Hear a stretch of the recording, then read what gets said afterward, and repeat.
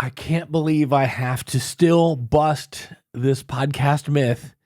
It makes me throw up in my mouth just thinking about it, just a little bit. The School of Podcasting with Dave Jackson. Hey, I'm Dave Jackson from the schoolofpodcasting.com, where I help you plan, launch, and grow your podcast. And I'm doing a series of busting podcasting myths.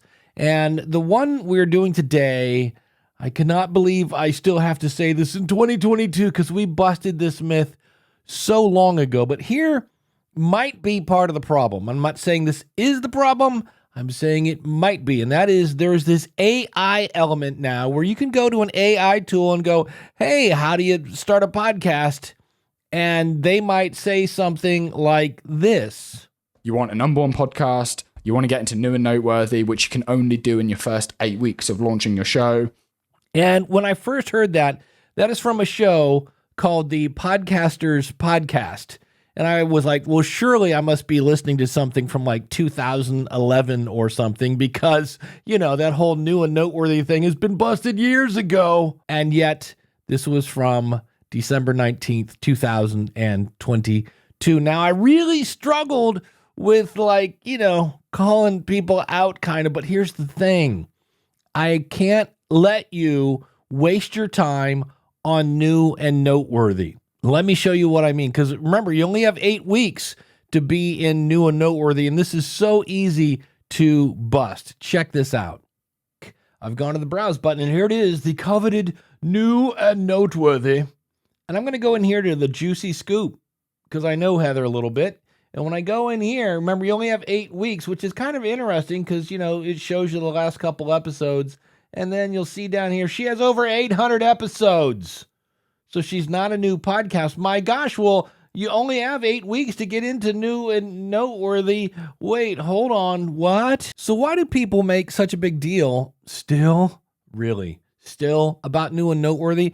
Many times, and I could be wrong, I'm speculating here. I'm not accusing anybody.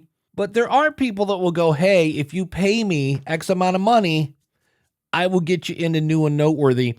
And that's the key to being a number one podcast, which it's not.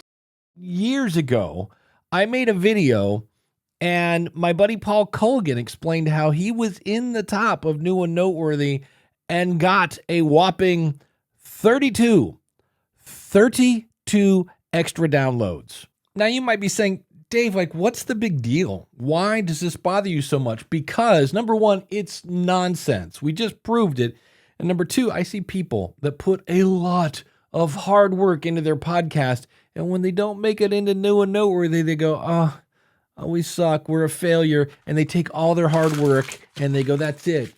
And they either throw away their podcast and never start again, or they relaunch with the exact same information, hoping and praying that they'll get into new and noteworthy because it's the golden switch that gives you 10,000 downloads.